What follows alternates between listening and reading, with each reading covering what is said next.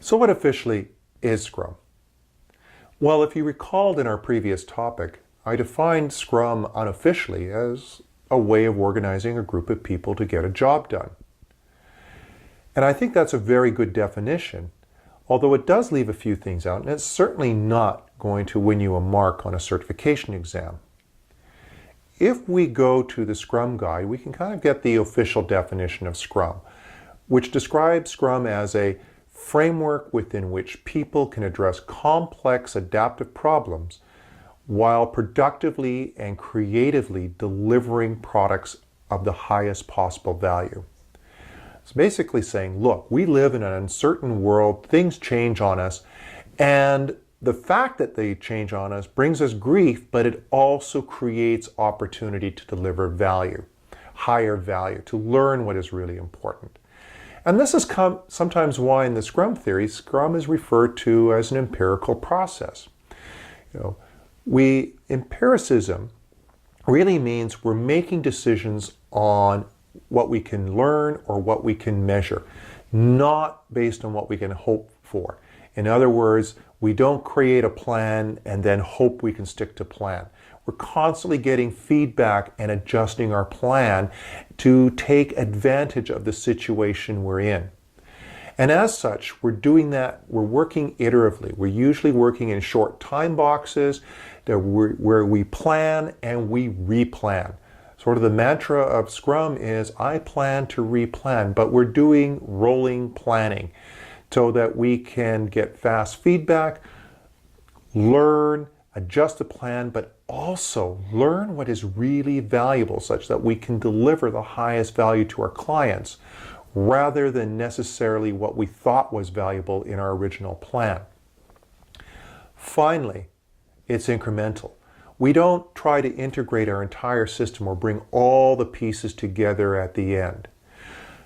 A mantra that I hold to is that large successful systems grow up from small successful systems. So we're incrementally building the system. So imagine we're iteratively repeating Scrum and growing our system.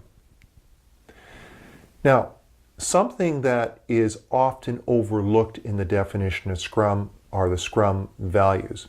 People sometimes get very hung up in the specific practices of Scrum, but they forget about the social changes that Scrum is intended to develop within the team and the way that our teams work together.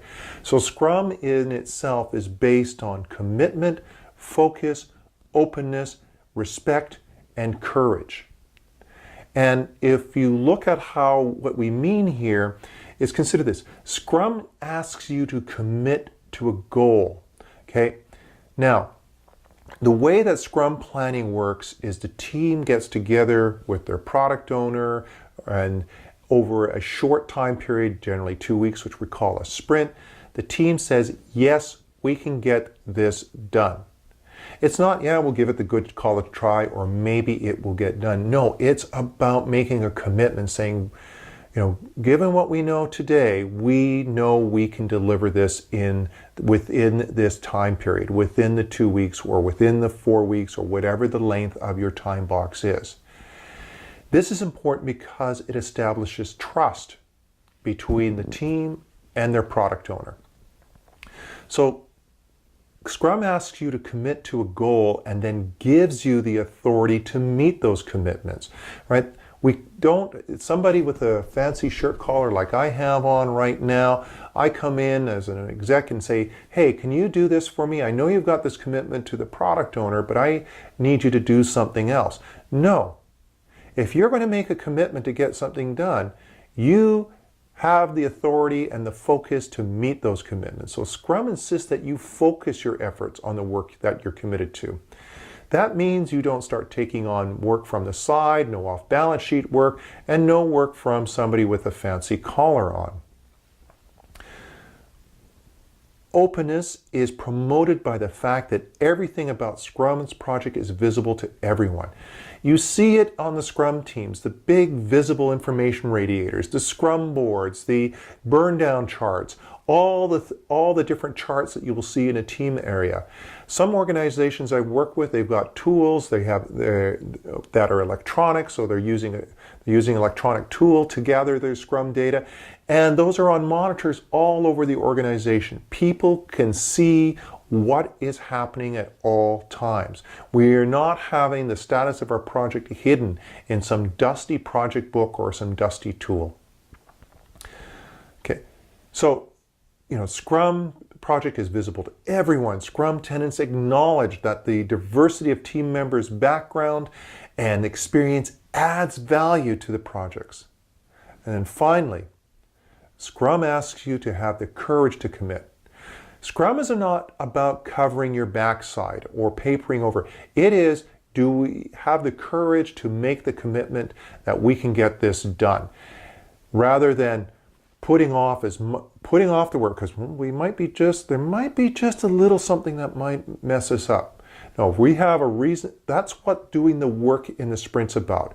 Right? There are things that happen, but we've got most of the risk resolved, we're comfortable, we can make that commitment, we have the courage to act, and also to be open and have respect.